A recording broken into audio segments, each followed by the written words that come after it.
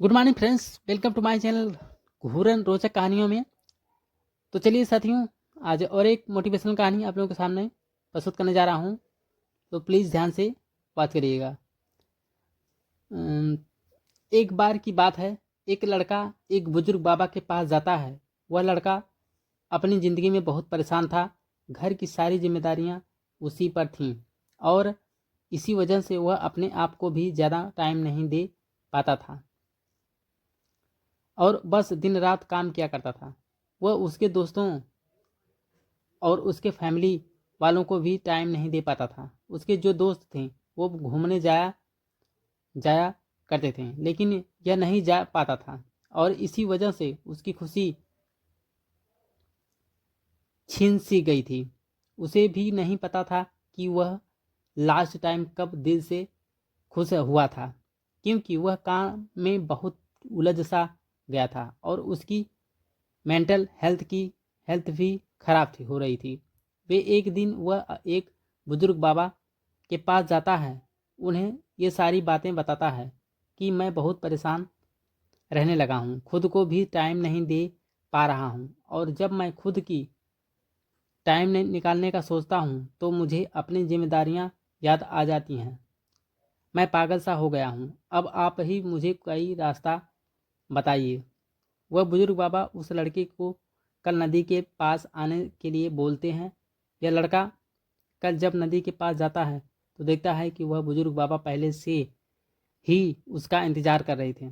लड़का बाबा से कहता है कि बताइए बाबा, अब मुझे क्या करना है। तो बुजुर्ग बाबा उस लड़के से कहते हैं कि बताता हूँ, लेकिन पहले हमें नदी के उस साइड पर जाना है। मतलब नहीं, नदी के उस किनारे पर जाने के बाद मैं तुम्हें बताऊंगा कि तुम्हें क्या करना चाहिए। लड़के को उनकी बात समझ में नहीं आई कि नदी के उस किनारे पर जाने के बाद ही क्यों बताना है, लेकिन फिर भी लड़के ने बाबा से कहा चलिए फिर हम नदी पार करके नदी के उस किनारे पर चलते हैं। तभी बाबा ने उससे कहा ऐसे नहीं, हम उस तब जा किनारे पर तब जाएंगे जब इस नदी का पूरा पानी सूख जाएगा। जब इस नदी की ज़मीन देखनी शुरू हो जाएंगी तब हम दोनों इस नदी में से चलते हुए नदी को पार करते हुए उस साइड पर जाएंगे। लड़के ने बाबा के तरफ देखते हुए कहा बाबा, आप यह क्या बोल रहे हो? जब इस नदी का सारा पानी सूख जाएगा तब हम यह नदी पार करके उस साइड में जाएंगे तो शायद ऐसा कभी नहीं होगा, पर हम यह उस साइड में जा ही नहीं पाएंगे। यह बात बोलते हुए वह लड़का समझ गया कि बाबा उसे क्या कहना चाहते हैं।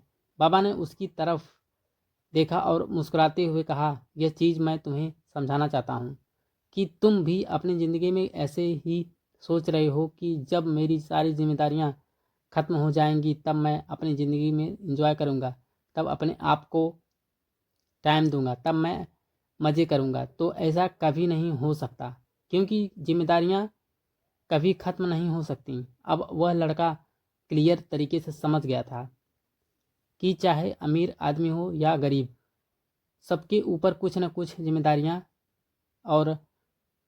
हैं और वह उन्हीं जिम्मेदारियों में से कुछ टाइम निकाल कर इंजॉय कर लेते हैं और इसे ही ज़िंदगी कहते हैं।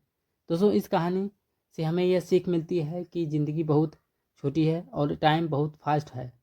तो अपनी ज़िंदगी के हर मोमेंट को एंजॉय करें, नहीं तो टाइम निकल जाएगा। थैंक्स। मिलते हैं अगले नेक्स्ट वीडियो में। धन्यवाद।